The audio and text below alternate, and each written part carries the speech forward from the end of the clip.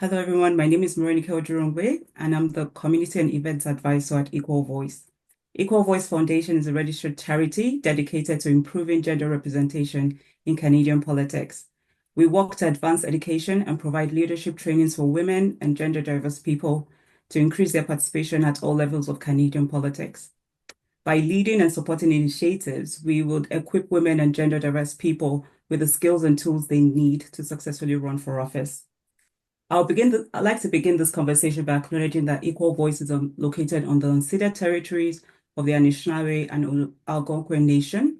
Their traditions and protocols continue to nurture our territories, and we acknowledge the ongoing oppression of lands and cultures and Indigenous peoples, including Métis, Inuits, and First Nations in what we now know as Canada.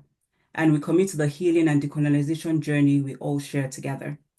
Recognizing that we're all joining this conversation from different lands, I invite you to introduce yourself in the chat box and share on whose lands you find yourself on today. And also in the spirit of the holidays, I encourage you to share in the chat box one civic engagement inspired activity or decision you will make for the holidays and in the new year. Today's conversation is a very important one, where we're focused on youth participation in civic engagement with Madam President Ellen Johnson Sirleaf, Africa's first democratically elected female head of state and Nobel Peace Laureate. Equal Voice wants to extend a sincere thank you to Kids Help Phone for sponsoring today's event. Kids Help Phone is a Canadian charity that provides 24/7 mental health and support to all young people. And for now, I'd like to introduce Letitia Satam, a board member at Kids Help Phone, to share a few words. Welcome, Letitia. Hi, thank you all so much for having me. So, hello everyone. As was just mentioned, my name is Letitia Sadam, and I'm calling in from Treaty 6 territory, home to the Métis and First Nations homeland here in Edmonton, Alberta. So, I began volunteering with Kids Help Phone when I was just 12 years old. Today, I have the privilege of co-chairing Kids Help Phone's National Youth Council, sitting on our board of directors and being appointed to our campaign cabinet, where I helped to fundraise $300 million for our Feel Out Loud campaign, the largest mental health movement in Canadian history, which works to advocate for policy change, policy reform, and creating the systems and structures for young people to thrive in their worlds. I am proud to have had so many opportunities within Kids Help Phone, knowing that we are Canada's only 24/7 e-mental health service, offering free, multilingual, and confidential support so that all young people can feel out loud. Since 2020 alone, Kids Help Phone has had over 21 million interactions, with over 4.7 million of those coming from the past year alone. As someone who began volunteering and starting initiatives at such a young age, I am the biggest advocate for getting involved in community service, no matter how big or small, and no matter your age. When I think back to when I first began volunteering with Kids Help Phone, I didn't realize at the time that just by getting involved, I was working to break down the stigma and having more conversations about surrounding mental health in my small community. And with that, and what I love about civic engagement is that it has a chain effect. I started to see my classmates getting involved and starting their own initiatives as well, whether that be in the mental health realm or getting involved with environmental initiatives or just whatever they were passionate about. Kids Help Phone has empowered me to motivate youth from coast to coast to coast to get involved in mental health advocacy. I hosted a national conference in partnership with Kids Help Phone to teach youth on how to be advocates in their community, from sharing resources to having conversations and to writing to policy members to make those systemic changes that they wanted to see. I urge everyone here to become civically engaged as soon as possible so you can work to break down barriers like stigma as soon as possible, changing policies, and just start knocking on doors. If I hadn't become civically engaged at such a young age, I wouldn't have found my passion or gained all the valuable experience of falling and stumbling along the way sometimes too. And all of these experiences combined makes me a stronger advocate today. There truly is no time like the present, and I can't wait to hear more from our panelists about what they've been doing to ignite change in their communities. Thank you so much, Letitia. And I totally agree with starting young and getting involved in your community. And we appreciate the support of Kids Help Phone has provided for the event today, but also the great work you're doing across Canada for young people. It's now my pleasure to introduce our moderators for today. It's two phenomenal Gen Z leaders, Justice and Nia Faith. Welcome. Justice and Nia Faith are sisters and the co-founders of Revolutionaire, a global movement of empowering youth with the resources needed to make a positive impact. Their mission is to transform ideas into meaningful actions, mobilizing a global network of young change makers and partnering with leading brands and driving social change. Justice is a Columbia University valedictorian and a member of the UN Women's Leaders Network. She's a sought-after speaker, regularly addressing the United Nations, major corporations, and educational institutions. Her journey into politics started at just 8 years old. While Nia graduated summa cum laude from Howard University BFA's program in 2023, in response to the lack of inclusivity in dancewear space, she launched Revolutionaire as Canada's first dancewear brand, catering to dancers of colors, accompanied by the ongoing scholarship program supporting young dancers across North America. Nia frequently speaks with large institutions about inclusive leadership, resilience, Gen Z engagement, and youth empowerment. Justice and Nia have been recognized as Forbes 30 under 30 honorees, recipients of Canadians Art and Fashion Awards, Changemakers Honor. They are also among Canada's top 25 most influential women and Toronto Star's top 24 in 2024. Welcome, Justice and Nia. The floor is yours. Thank you so much for that wonderful introduction. And good afternoon, everyone, and welcome to Young Leaders in Action, a conversation with President Ellen Johnson Sirleaf on civic engagement. I'm Justice. And I'm Nia, and we're the co-founders of Revolutionaire, a global organization equipping youth with the resources, information, and community needed to drive change across causes. And we are thrilled to moderate today's conversation, so thank you all for joining us. As you heard, my journey with civic engagement began at a young age. In fact, I was just 8 years old when I donned a pink pantsuit and walked into Queen's Park, the Ontario Legislative Assembly, to listen to the government at the time present their budget. I didn't understand everything they were saying, but I did understand this. The decisions that they were making about education, healthcare, and wages mattered. They were shaping people's lives, including my own. That day, I realized something important. You don't need to wait until you're older to get involved. So Nia and I started volunteering on campaigns and working in our local MPP's office over the summers. And we always brought our friends along because we know that as young people, we are experts in our experiences, and we are never too young to make a difference. Decisions about our lives and futures are happening right now, and we cannot afford to sit on the sidelines. And it is exactly for that reason that this is so exciting and meaningful for us, especially recognizing the vast diversity of ages on today's call, with so many young leaders stepping up to join this conversation. Our generation understands that action cannot wait. And you don't need to have a degree or a title or years of experience to drive change. What matters is knowing what you care about, showing up, and using your unique skills and passions to make a difference. So speak up, show up, and get involved. Every action you take, whether it's in your school, your community, or beyond, matters. Our voices are powerful, and the world needs to hear them. And civic engagement is a journey that begins with recognizing that our voices matter and grows through action and leadership. Whether it's advocating for change in our schools, volunteering in our communities, or stepping into positions of leadership, every step we take brings us closer to a better, more just future. Now, we are so thrilled to introduce you to one of the most impactful leaders of all time, someone who has inspired our journeys, as well as those of so many leaders around the world. Internationally known as Africa's Iron Lady, Nobel laureate President Ellen Johnson Sirleaf is a leading promoter of freedom, peace, justice, women's empowerment, and democratic rule. As Africa's first democratically elected female head of state, President Ellen Johnson Sirleaf has led Liberia through reconciliation and recovery following the nation's decade-long civil war, as well as the Ebola crisis, winning international acclaim for achieving economic, social, and political change. In 2018, President Sirleaf founded the Ellen Johnson Sirleaf Presidential Center for Women and Development.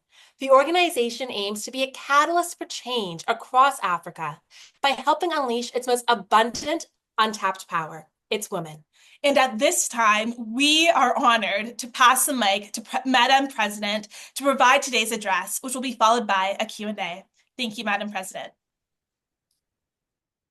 Well, what a treat.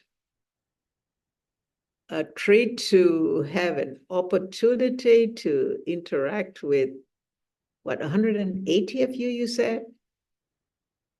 Boy,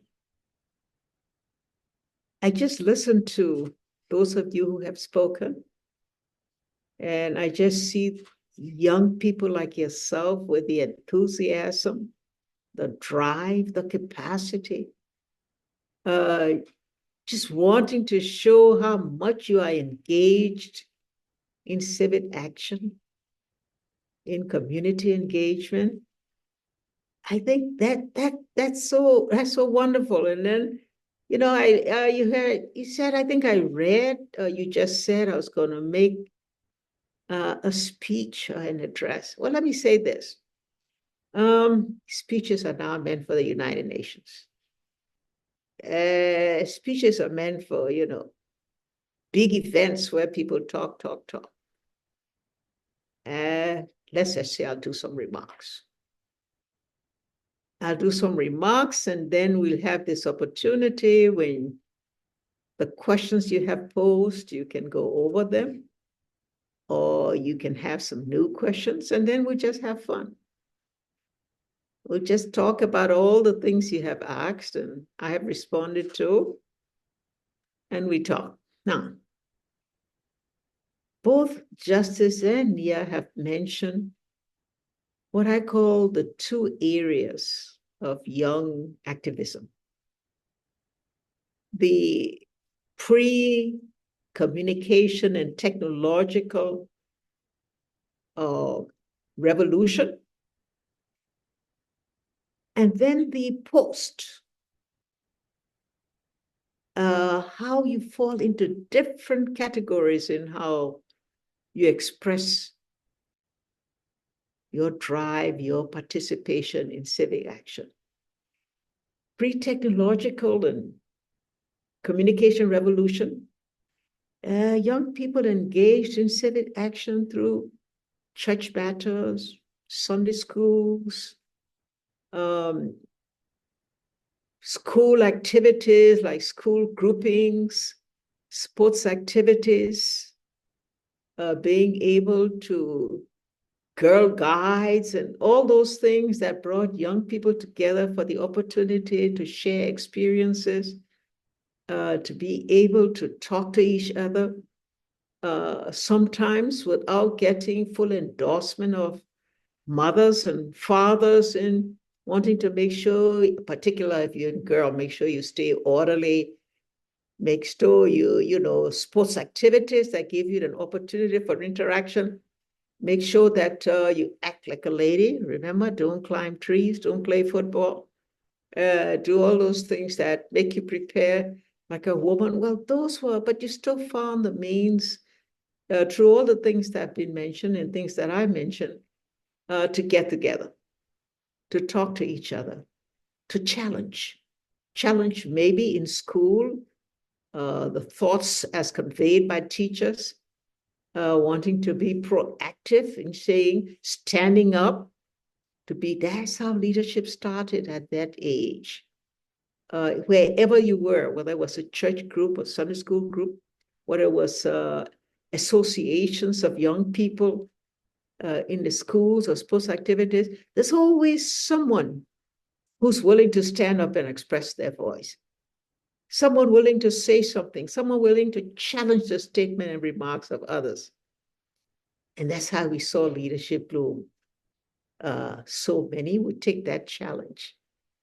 But then, we now move into the age when communication has brought us all together. It's no longer those within your community, those within your nation, those within your region or your continent. You're now into the global space where the interactions between yourselves and others take place, those across oceans, those across wires.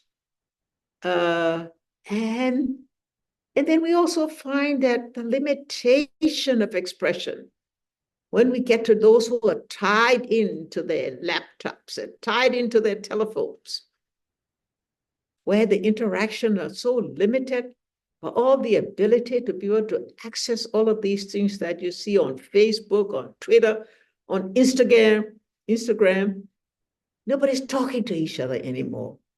Everybody's so tied down to being able to place Google and to get all the update information through the communication revolution.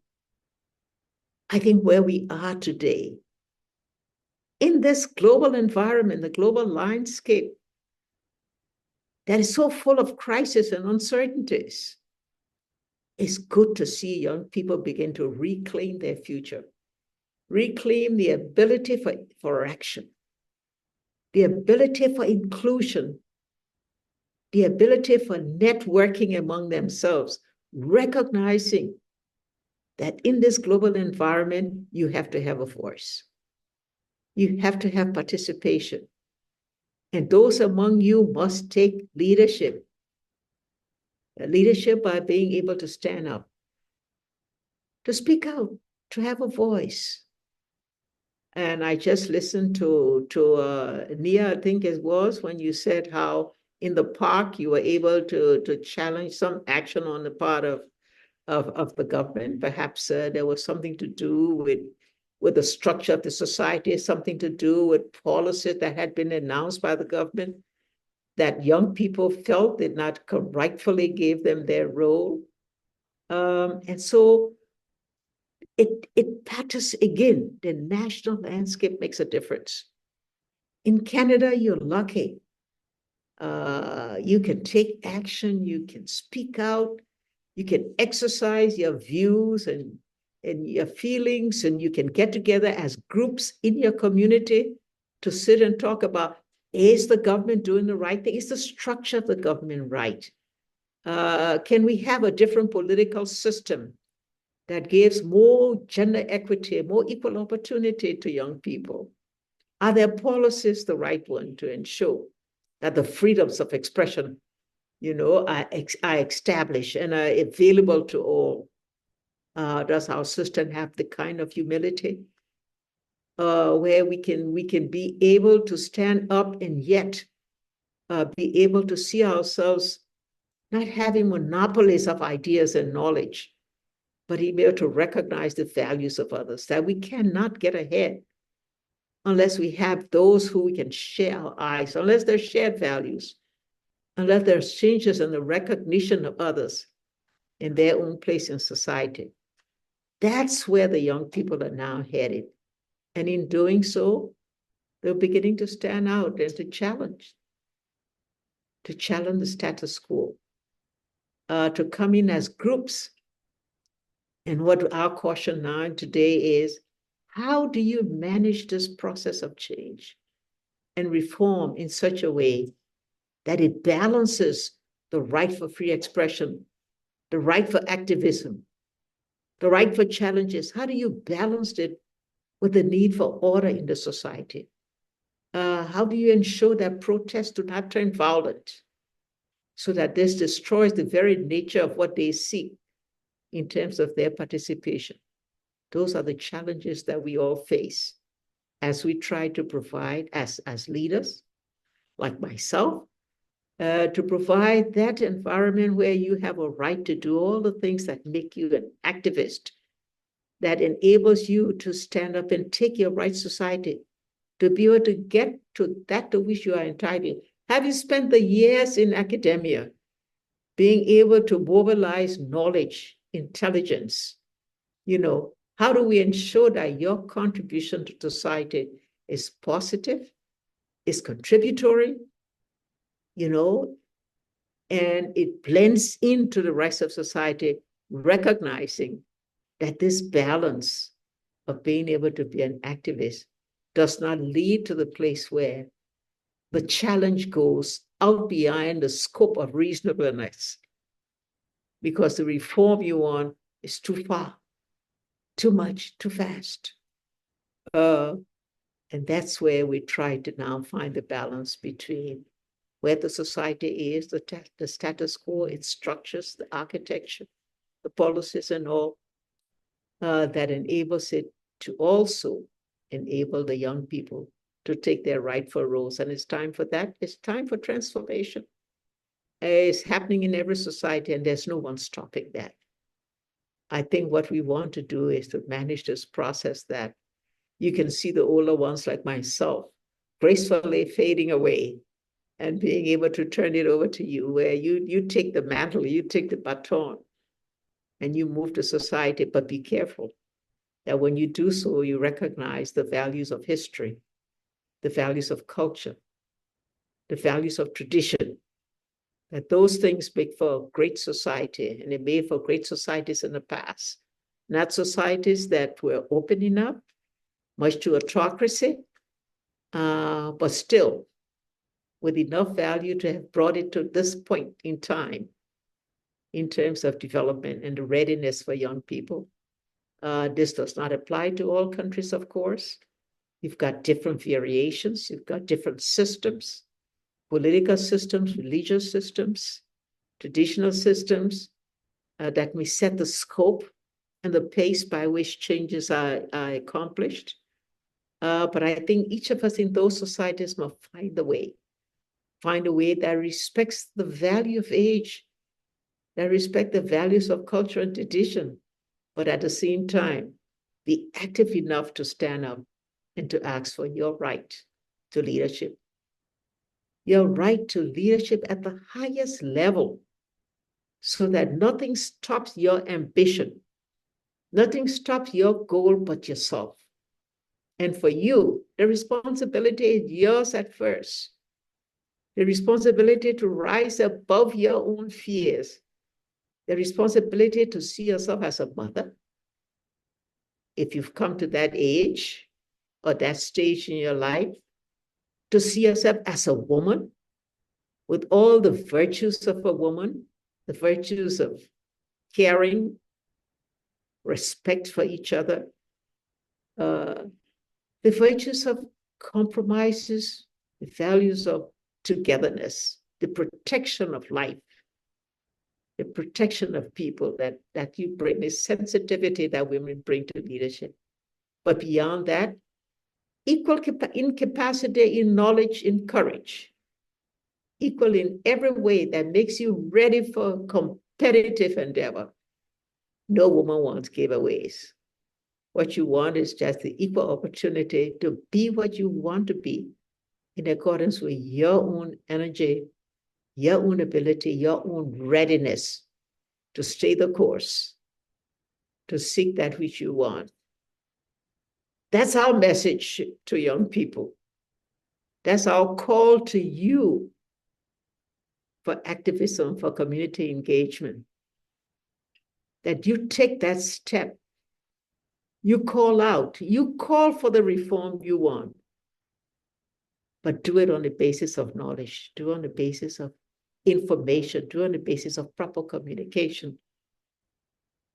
Do it in such a way that we listen, that we begin to open it up while respecting, like I said, respecting the values of the past and the cultures and the traditions that exist in every society, the religion that exists, taking advantage of the places where there are cracks in those places that have been much too stagnant over historical times, but recognizing those cracks and being able to use them for an opening up, and opening up at the pace allowed in a particular endeavor. of the country. So there we are. Like I say, I was going to make some remarks. No speech. Sometimes speeches are not necessary. I don't want to take a piece of paper and read you a long story of my life, a long story of what others have done, but just to throw certain things at you and then invite you now to respond. Let's have fun. Thank you, so Madam much, Madam President. President. That was really, really extraordinary. And we're so grateful for the way in which you contextualize our generation, and specifically this concept of how our generation is reclaiming our future, reclaiming inclusion, and reclaiming actions. Those are the values that are so incredibly imperative in today's world. And I think that as young people, we want to be as revolutionary and as transformative as possible. But your metaphor of looking through history and identifying those cracks and those openings that actually lay the platform for change is so incredibly important. That means that when we're calling for change and reform, we don't have to reinvent the wheel every single time. Instead, we can look to those that came before us, those trailblazers who have actually made incremental change and progress possible. And we can build upon that great work as we take on that mantle of leadership. So thank you so much for those remarks, as you say, and really just being so inspiring this afternoon. And we're looking forward to continuing this conversation and diving deeper into your experiences. At this time, we are pleased to open the floor for questions, beginning with Xinyo Zhang. And Xinyo Zhang is a high school student, a first-generation immigrant who arrived in the North in 2019. She is passionate about law, civic engagement, politics, and the humanities. And through her experience as a Yukon legislative page, social justice activist, and a participant in an equal voice campaign school, Xinyo dedicates her life to becoming more educated on contemporary socio-political issues. Xinyo, over to you. Madam President, how do you personally define civic engagement and leadership? And in what ways do they guide your decision-making as you work towards creating grand change? And has that definition changed over time or by role? Xinyo, I regard civil engagement as a young person, first of all, understanding where you are, what you're doing, what position you want to take. Yes. Getting some knowledge and information about what you plan to do, what engagement you want, recognizing that it fits within your own idea of the kind of change you want. And then being able to have the courage to organize it, to make sure there's cooperative effort so that no one thinks they can monopolize everything. So bring others with you, reach out to those who have shared value with you. Identify what you want to reform, what you want to change, what you want to be in, what role you want to take in society. And then show it. Speak out, take action, stand out.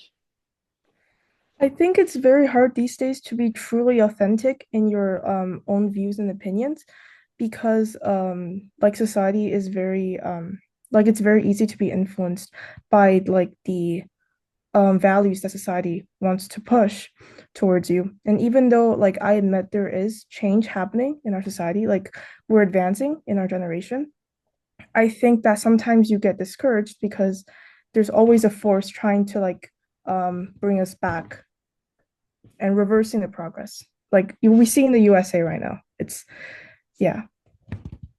Don't forget, every system is never static, but at the same time, tradition has a long-standing place. It does, yes. In every society. Mm-hmm. The force that you wish to bring because of your dynamism, because of your interest in change, is rebelled by others because the pace of what you want is never regarded as right. It's always like you want too much too soon. Yes.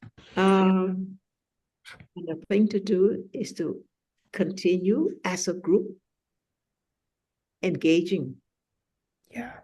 calling for those reform, recognizing, like I said, where the cracks are, where some places you've made it, some area where you've succeeded, to see how you can build upon that. Now, there are some societies that are closed. No matter how much you push, some the resistance of response is much greater than the effort you gave to it. And that's where one has to be careful that you don't get authoritarianism.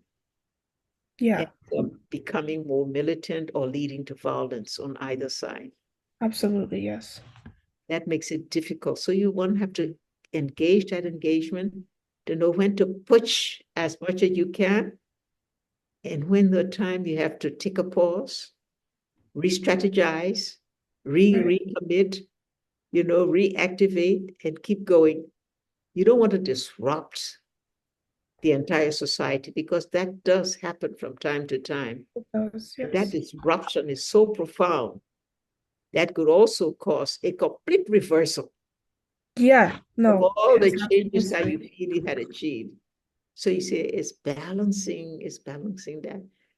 Nobody can tell you, we can guarantee what the process should be like. I know, yes. Because change is always dynamic and change is always a part. And things have to keep readjusting, redynamizing, reaffirming. It's that. But I must say that if you look at the entire landscape of women's progress, you see that is happening, but it's too slow. The pace is slow because the resistance is there. Yes. Men do not want to give up power, period. Yes. They're not accustomed to giving up power. Yeah, you hear somebody like somebody will say, well, even Jesus in his disciples, he didn't have a woman. I've heard that expression before. So forget about Mary and all of those, But those are the old history that are changing, and as no one can use those historical points as being relevant to today's circumstances and conditions. They have changed, and we've got to conscientize those who still see that tradition, particularly those of some strong religious order where they see women are subservient to men. That's changing. Look at the number of women that are taking leadership all over the world, becoming prime ministers, presidents, head of judicial systems, internationally, heads of large international organizations. Like I say, the pace is slow, but the progress is there. We just got to keep building on it. Thank you so much, Madam President. You okay with the answer, Shania? You fine? Sorry? Just want to know if you're fine with the answer. Yes, I am. Conversation. No, thank you. You helped me understand that the importance of always keeping balance and us and having people with you and always acknowledging that there is progress, even if it's slow. Correct. Thank you so much. That's great. Yeah. Thank you so much, Shinyo, for your question. Thank you so much, Madam President, for your incredible answer. And to your point about how progress is slow, the UN says that if a girl is born today, she'll have to wait until her 100th birthday to live in a gender equal world. So we know that progress is slow, but thanks to leaders such as yourself, we are inspired to really pull up and champion this continued work and advocacy. And with that, I'm excited to introduce our next question asker. Ianu Shoyega is a Juris Doctor student at the University of Victoria Faculty of Law. Before attending law school, Ianu was a policy analyst at the Government of Alberta, where she worked for a variety of ministries. Ianu obtained her Bachelor of Arts in Political Science and African Studies from McGill University, where she coordinated McGill Women in House, a program that connects women students with members of parliament and senators. Ianu is also an alumna of the 1834 Fellowship, which trains Black Canadian youth and young adults for leadership roles in public service. Currently, Iyanu interviews established and emerging Black leaders in Canadian politics and public policy for the 1834 Foundation podcast. Iyanu, what is your question for Madam President? Thank you so much, Nia. And hello, everyone. Hello, Madam President. It is such an honor for me to ask you the question I'm going to ask you, especially as a fellow West African woman. So the question I have for you, I'd just like to preface it in this way. So as women, we are multifaceted and we have different aspects of our lives. We have different roles we occupy in our communities. We are not just leaders, but we are also daughters, we are sisters, and some of the individuals who are here on this call are even mothers. So the question I have for you is this. You've not shied away from talking about personal life challenges that existed beyond your political career. So considering this, what would you say to women who want to change the world, but they are also trying to balance this ambition with trying to change their personal circumstances as well?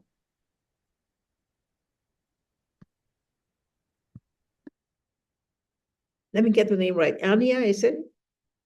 Iyanu. Iyanu.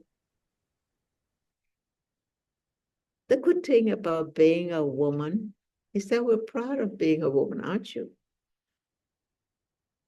We're proud of being mothers, aren't we? Mm-hmm. But we're also proud of being full of knowledge, well-educated, well-capacitated. And you know, the record is clear. In any family, it's the woman that carries the burden.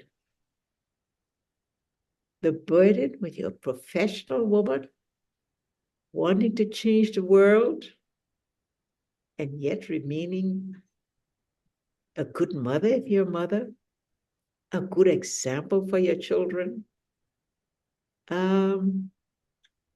That's what makes the difference. The ability to do this multitasking and getting it done. It's not always easy. And there are times when you have to make a choice. Am I ready for a political role and all that goes with it? All of what is thrown at women because they want to discourage them from being able to take off particularly competitive office. Are you willing to take it? Are you willing to go past your fears to be able to change the world? Tough choice. But you know, enough women have said, I'm going to take the risk. I can do it. I'm willing to take all the slurs and the media slangs and the media something of trying to discourage. And many have made it. There's nothing that says everyone will make it. That's why the pace is slow. And many times it also depends on your partner. If you're going to get the encouragement on a basis that we're all equal and we both make equal contribution to society, but we all have equal rights to be able to stand up. We may not agree, but agree that we can disagree and still carry out our different roles and remain friends or remain family. I think that we must continue to see ourselves as change makers, simply because we've been marginalized for too long. And the numbers of those willing to take the risk and go past their fears have to increase tremendously to make a difference in attitudes and minds. Because those minds and those attitudes have been set for too long without challenge. And the challenge today is much too harsh because it's being fostered and enabled by global communication. By seeing progress in other places is bringing that progress right to your doorsteps. And it's difficult for people to accept that. But there are also regression and retrogression. We see that in the United States today, don't we? Most powerful nation on earth. Look at what's happening. You can see how these reversals can quickly take place by one leader whose own ideas and thoughts and whose own motives are so different from what we expect it to be. But that's the dynamism of life, isn't it? And we learn to adjust, and we make changes, and we move on. And for women, it's nothing, there's no stopping us now. So just keep on doing. Like Barack said, you can do it. Thank you so much, Madam President. And what stands out the most to me is take the risk. Take the risk. So thank you for that. Thank you for all you do. Thank you so much, Madam President, for your incredible and inspiring response. Our next question is from Rianne Cooper, and Rianne is a young Acadian, French Atlantic Canadian, newly elected municipal councillor in Clare, Nova Scotia. A 2024 Equal Voice Campaign school alumna, Rianne is deeply passionate about supporting local businesses and nonprofit organizations focused on governance and sustainable development. She is also committed to strengthening youth civic engagement through supporting community organizations dedicated to this work. Rianne, please share your question. Thank you very much, Justice, and thank you, Nia, as well, for moderating. Thank you, Madam President. It's really a pleasure and an honor to be able to chat and discuss together, and thank you for your remarks. So my question is, being, a newly elected, and I consider myself a young elected official, what advice do you have for young leaders or young elected officials in balancing the governance versus directing or operational realities? So really staying in that governance so-called lane that we've been elected to serve.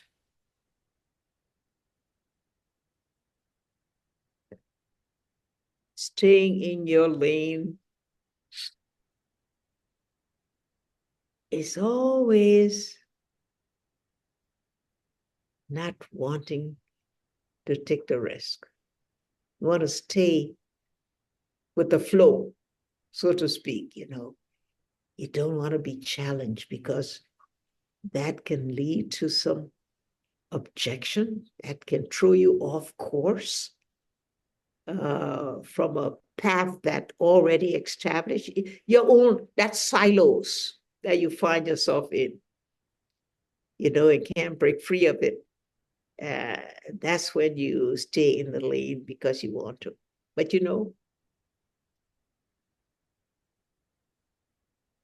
when you get the fire in your belly for change, you got to break out of the silos. And it does carry risk. But it's nothing that's fully achieved if you think you're going to get through it smoothly without some risk and sometimes even failures. There's nothing that guarantees that linear path, straight to achieve your goal. But you gotta stay focused with it. You've got to believe in what you want. Got to listen to your heart. Yes, if you're a part of a party, the party has all of its strictures and its policies, you don't become a radical, and move away from your party because you're a part of that party, because you believe in what they believe in. You believe in their manifesto as to how they want to change. So you do what you can. But there are always those who see this are so strict and binding that they're now willing to allow different views. They're now willing to give the opportunity of the thoughts of others and the suggestions of others. And that's when you get stuck in the silos, when everybody sees, you march to the same tune and don't allow any. And that's when you have to stand out. You have to be able to stand out and say, no, we still have the same vested interests. We still have the same goals, but there are differences in how we achieve it. And so let's open up. You have to demand that we want to say, we want you to listen to a different opinion, a different path, a different idea toward the achievement of our common goals and our commitment. We've got to do it that way. Like I said, there's nothing that would be totally risk-free. But you know something? People respect you when you take a chance in what you believe in and you're willing to set it up as you see it, which is honest, which is principled, which is legal, and you follow all of those and take a position. You may have a little bit of resistance here and there, but respect follows. And respect follows, you begin to get some people listening, and you find a number spread, and that's how you change the world. You may change it slowly from within where you are, but that change has a way of resonating all over. You can see it flowing like a wave. It begins to spread. So take that chance, go to it. Thank you very much. Good. Wonderful. Thank you again, Madam President, for that incredibly insightful and inspiring response. We're now moving on to our next question from Hanan Nana. Hanan is a multi-award-winning social entrepreneur, a war survivor, and refugee from Syria. She made Toronto her home in 2016. As a founder of the Book Arts Music Collective and a founding member of Ward Collective, she has created powerful community hubs to empower youth and equity-deserving communities through policy, art, innovation, and community engagement. Currently, Hanan is a scholar in public policy, administration, and law at York University. She has served as a political advisor to several ministerial offices at the House of Commons and co-founded an international study on child and early forced marriages in internally displaced settings in Syria, which she presented at the 66th Commission on the Status of Women's NGO Forum in New York. What's your question for Madam President, Hanan? Thank you so much, Nia and Justice. And it's so great to see everyone on the screen today. And I would like to start by saying, as a war survivor, I'm truly inspired by your leadership in, women health and issues, but also in peace building, Madam President. So thank you for spending the time with us tonight. We've heard about your impressive bio as Africa's first democratically elected female head of state. You led Liberia through the difficult process of reconciliation and recovery after a decade-long civil war and the devastating Ebola crisis.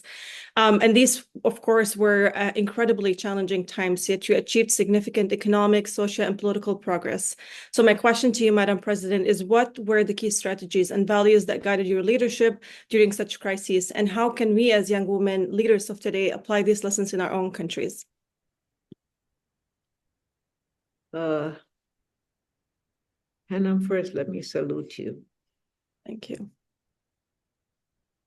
Because you're going through some difficult times right now, some very thoughtful times.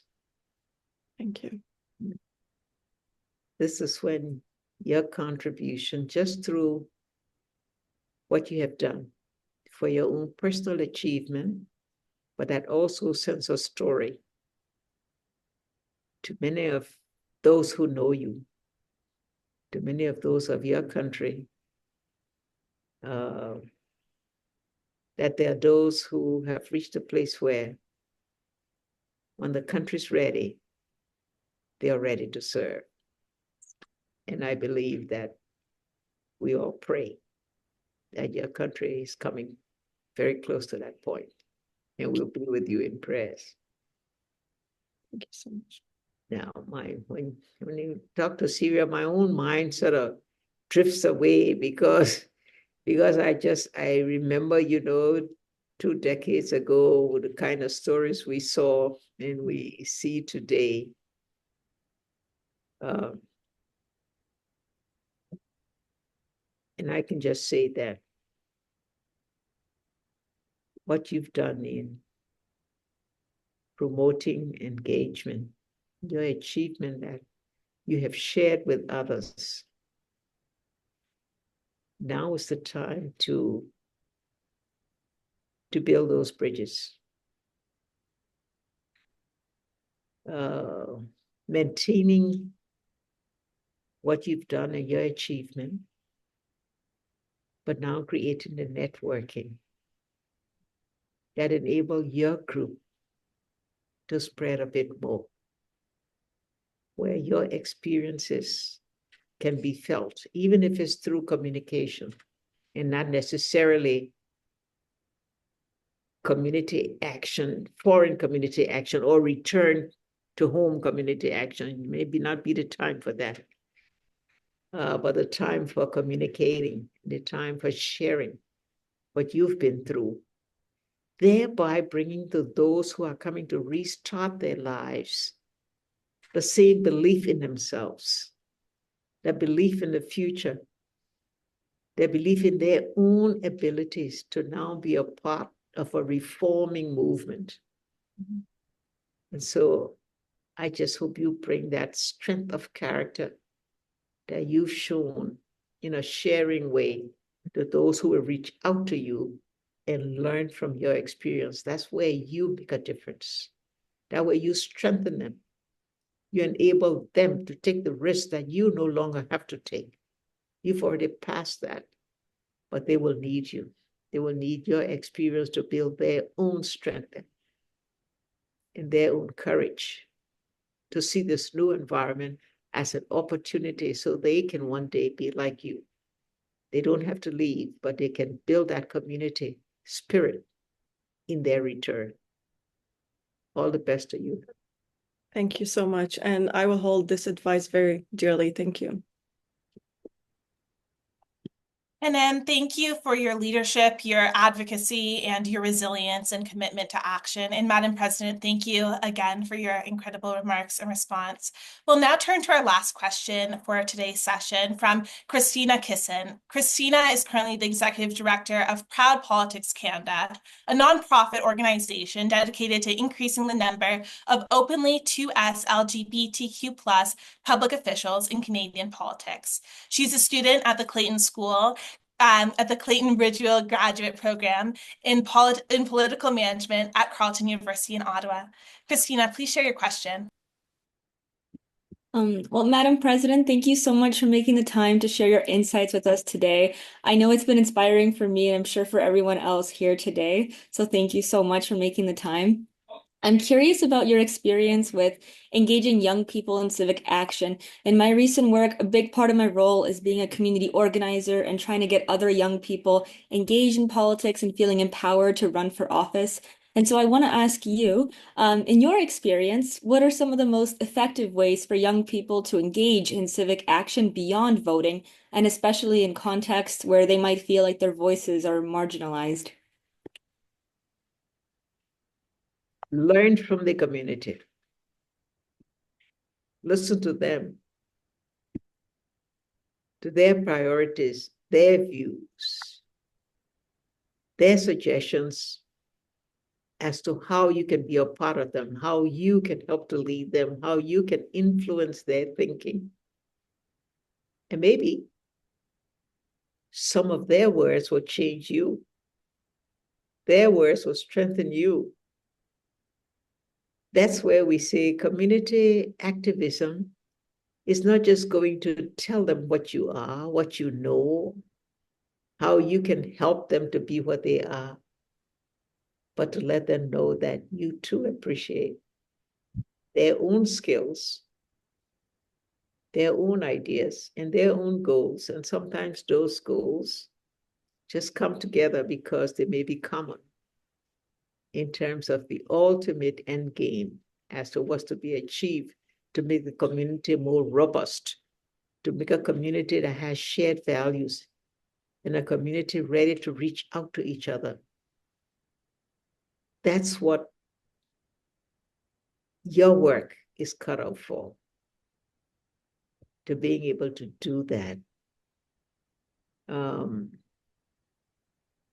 We all like to talk about community engagement and how we can do something, but it takes a lot of effort because there are going to be diverse opinion in every community.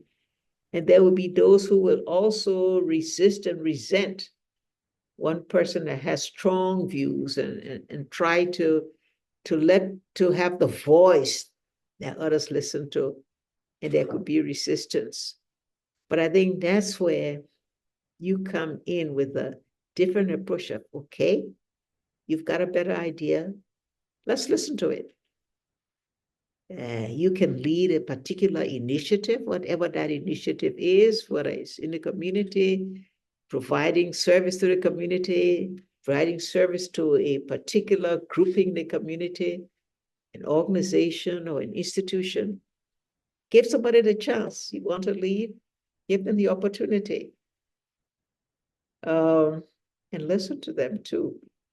And you may find that your own views and your ability to show some humility, but at the same time showing the leadership that you rightfully deserve because you've earned it through your knowledge, through your action, but being able to balance it, the resistance you may feel from those not equally capable of being able to push the way you do.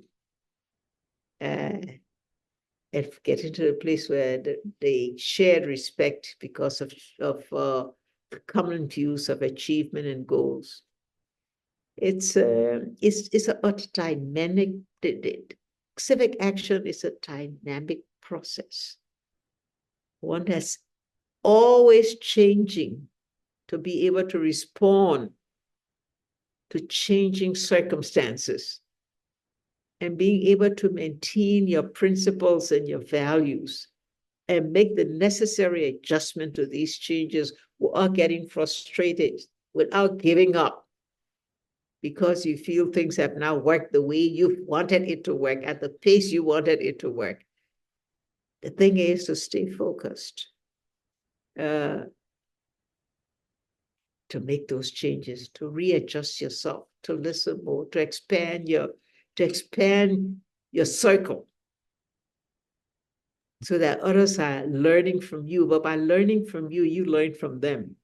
And that's how your numbers spread. That's how you create this cooperative effort in trying to mobilize what I call, the wave effect, the ripple effect. There's so much of you moving toward the same objectives that wave is too hard to be resisted by everybody.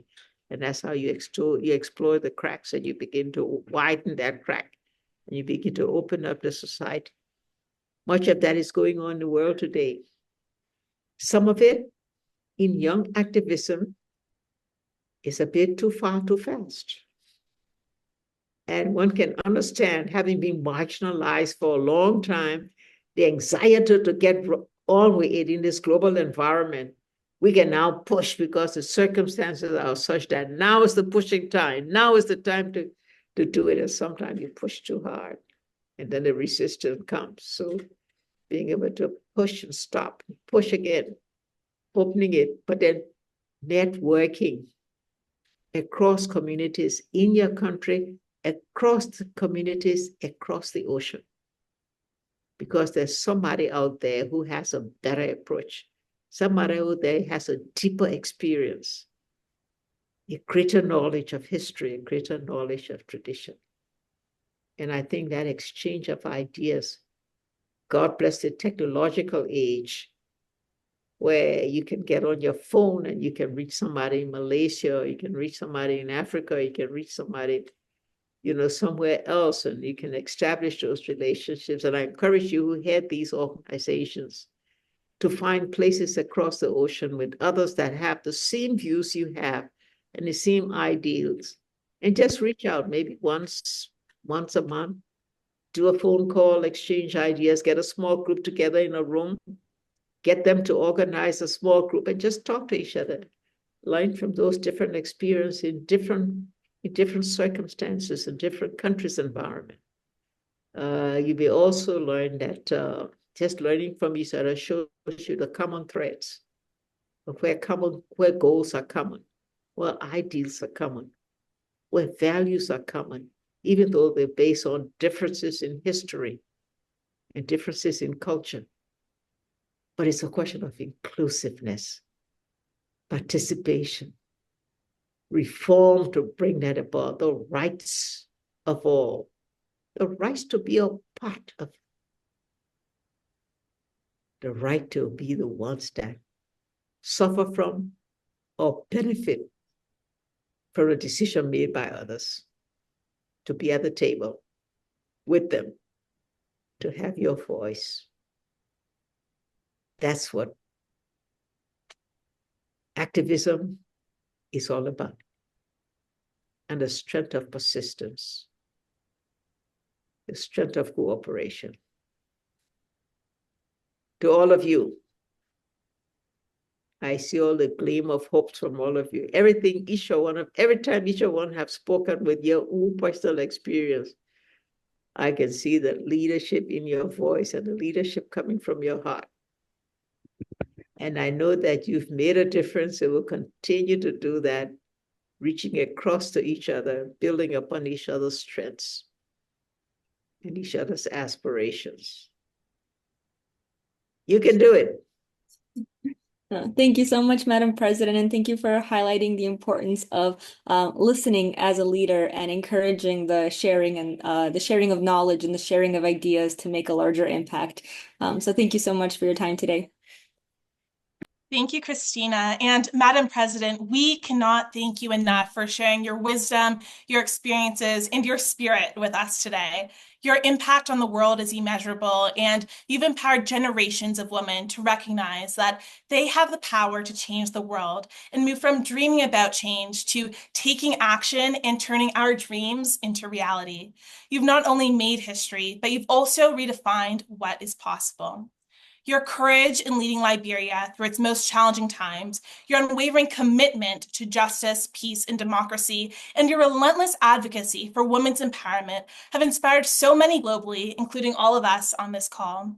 You have shown the world that leadership is defined by the boldness to take action, the resilience to keep going, and the vision to create lasting change.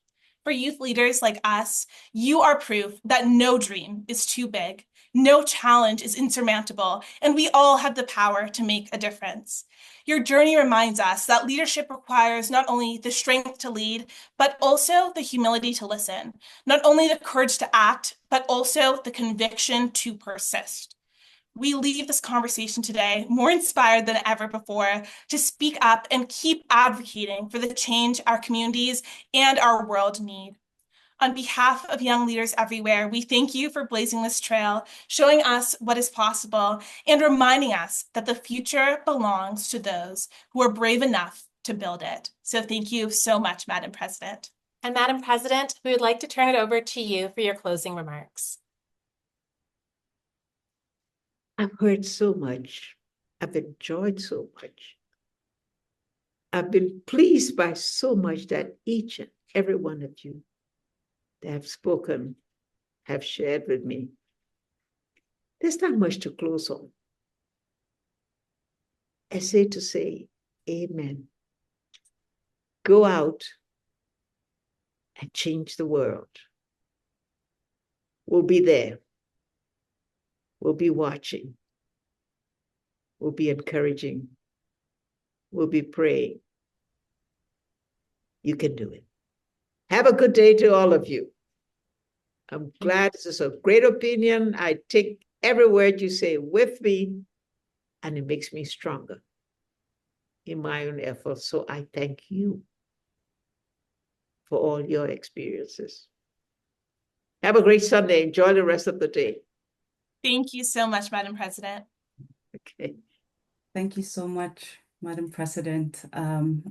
We all have learned a lot, the place of humility in community engagement and just igniting that fire in your belly. And I think those were very profound words, and I think we'd all take that to heart. Thank you so much for the insightful conversation. Thank you to Justice and Nia. As always, it's a pleasure to have you moderate the session. To Kids Help Phone and to all our participants, thank you for joining us today. Because of time, we weren't able to take all the questions. I can see all the questions in the chat box. We would send it to Madam President's team and get responses to you via email. So Madam President spoke about rising above your fears, and we at Equal Voice have been enabling women who have taken up the mantle and have been rising above their fears through our campaign schools. And these schools are not just for people interested in being candidates, it's also for people who want to learn more and be involved behind the scenes. If that's something you're interested in, please subscribe to our newsletter at equalvoice.ca to follow upcoming campaign school updates as we announce our 2025 dates in the next newsletter. You can reach out to myself at Morenike at Equal Voice or to my colleague, Courtney Clark at equalvoice.ca. Thank you all for joining us today, and please enjoy the rest of your Sunday.